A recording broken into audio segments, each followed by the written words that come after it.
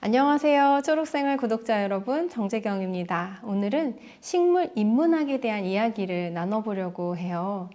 식물 인문학 좀 낯설게 느껴지시죠?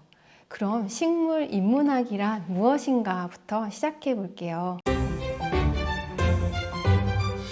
먼저 인문학이란 영어로 humanities예요.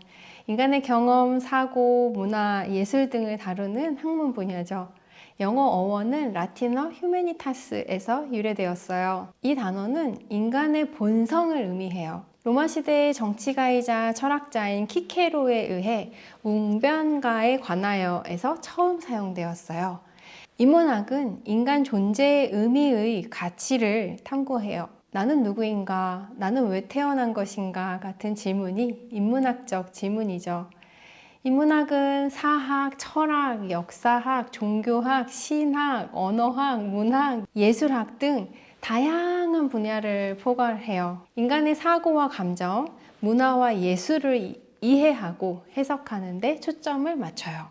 조금 더 넓게 생각해보면 인문학은 인간이 공동체 생활을 하며 나타나는 사회현상까지 연구 대상으로 하는 사회과학까지 포함해요. 그러니까 한 개인의 영역, 개인이 모여있는 사회까지 탐구하는 인간에 대한 학문이라고 정의할 수 있어요. 인문학에서 인간의 경험과 문화를 탐구할 때 사용하는 방법은 뭘까요? 비판적 분석, 해석, 비교, 문화적 상호작용 등의 방법을 통해서 인간성과 우리 삶의 의미에 대한 깊은 이해를 도모해요. 인문학은 다양한 학문 분야와 융합해서 인간의 가치에 대한 근본적인 탐구를 하고 보다 바람직한 삶을 추구하는 데 도움을 줘요. 식물 인문학은 식물과 인간의 깊은 상호작용과 영향을 탐구해요. 식물을 생물학적 관점에서 바라보는 것에서 보다 확장해서 철학, 역사, 문화, 예술, 심리학 등 다양한 관점에서 식물과 인간의 관계를 다뤄요. 우리가 살아가는 환경과 식물이 맺는 관계를 보다 폭넓게 이해하는 데 도움을 줘요. 역사와 문화적 관점으로 식물을 바라보면 식물은 문명의 발전에 있어서 필수적이었어요. 인류가 식물을 재배하면서 농업이 시작됐고 그래서 정착 생활이 가능해졌죠. 수명이 길어지고 문명이 시작되었어요. 고대 이집트에서는 식물, 파피루스가 종이의 기원으로 쓰였고 나무와 약초는 치료와 종교의식에 쓰였어요. 이런 사례는 식물이 단순히 먹거리 이상으로 문명에 필수적이었음을 보여줘요. 신화 속 식물은 상징의 의미를 지녔죠. 예를 들면 올리브 나무는 고대 그리스에서 평화와 번영을 상징했고 대나무는 아시아 문화권에서 고결함과 끈기를 상징했어요. 신화와 전설에서 식물은 신적 존재와 연결되거나 의식의 일환으로도 사용됐어요. 문학의 관점에서 식물을 바라보면 다양한 방식으로 작품 속에 투영됩니다. 시와 소설 등 문학작품에서도 식물은 다양한 방식으로 묘사되는데요. 예를 들어서 일본의 하이쿠에서는 자연의 요소를 활용해서 인간의 감정을 함축적으로 표현했어요. 셰익스피어나 헤르만 헤세, 박완서 같은 문학가들도 특정 장면에서 식물을 상징적으로 사용해서 인간의 감정이나 상황을 비유적으로 나타냈어요. 미술과 조형 예술에서 식물은 매우 중요합니다. 고대부터 현대에 이르기까지 미술에서 식물은 주요한 주제였어요. 식물의 모양이나 색감, 질감은 예술가들에게 무궁무진한 영감을 주었고 꽃이나 나무를 그리거나 조각하는 것을 통해서 자연에 대한 경외와 인간의 감정을 표현하기도 했어요. 식물을 심리학적으로 바라보면 이런 관점이 있어요. 최근 연구에 따르면 식물은 인간의 정서와 심리에 긍정적인 영향을 미쳐요. 식물은 실내 공간에서 사람들에게 안정감을 주고 스트레스를 완화하고 집중력을 높여주는 것으로 밝혀졌어요.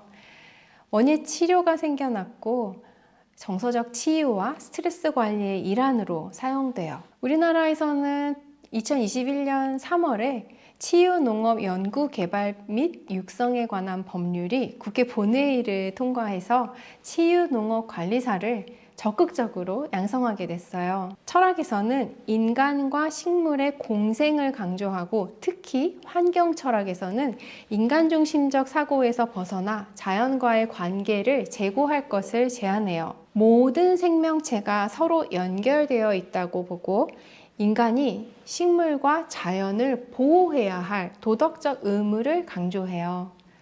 생태학적 관점으로 식물을 바라보면 현대의 환경 위기는 인간과 자연의 균형이 무너진 결과로 볼 수 있어요. 기후변화와 생태계 파괴가 심화되면서 식물의 중요성이 더욱 부각되고 있어요. 식물 인문학은 우리가 식물을 보는 시각을 넓혀주고 식물과 더불어 살아가는데 필요한 지혜를 제공해요.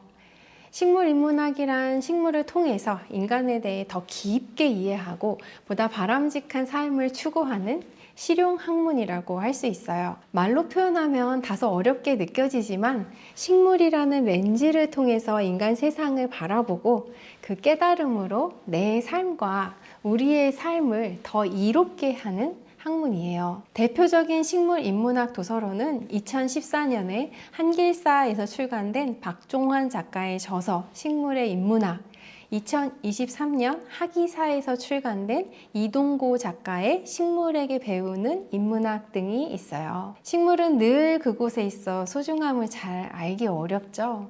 나무가 길가의 풀 한 포기가 나누어주는 이로움이 정말 많은데 그걸 전혀 느끼지 못하고 지내게 되죠. 식물과 함께 살면서 우리 동네 운중천을 달리며 식물이 소곤소곤 참 많은 이야기를 나누어 주었어요. 그 이야기들이 월간 샘터의 반려식물 처방으로 연재되었고 올해 샘터사에서 있는 힘껏 산다라는 에세이로 출간되었습니다.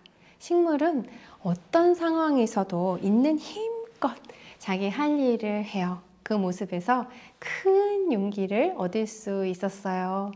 있는 힘껏 산다라는 제목을 떠올리게 해준 소나무 편을 낭독해 드릴게요. 운중천을 달리며 사랑에 빠진 작은 소나무가 있는데 100년 만에 폭우가 내린 날 혹시 떠내려갈까봐 밤새 잠이 오지 않았어요. 그때의 일을 기록했습니다. 토사가 밀려와 천과 길을 구분할 수 없었다. 건물 입구의 초석과 스테인리스 조형물도 휩쓸려 내려왔다. 아름다운 여름 들꽃이 물길에 다 쓸려 나갔다. 그럼에도 불구하고 소나무는 폭우에 끝끝내 버텼다. 비록 옆으로 누워 뿌리가 거의 드러나 있었지만 몇 가닥 뿌리의 의지에 기어이 살아남았다. 끈질긴 생명력에 나도 모르게 두 손을 모아 감사합니다 라고 말했다. 생명이 있는 모든 것은 위기를 견디고 변화에 적응하며 있는 힘껏 산다. 요즘 경기가 춥다는 이야기가 많이 들리죠. 그럴 때 식물을 가까이 해보세요. 식물을 가까이 하면 여유로워져요. 식물을 알면 똑같은 일상이 풍요로워져요. 식물을 키우면 건강해져요. 오늘은 이렇게 식물 인문학에 관해 이야기해 보았습니다. 여러분도 주변에서 식물을 통해 얻는 작은 기쁨과 깨달음을 놓치지 마세요. 그게 바로 식물 인문학이에요. 영상이 유익하셨다면 좋아요와 구독 버튼 눌러주시고요. 다음 영상에서 또 만나요. 감사합니다.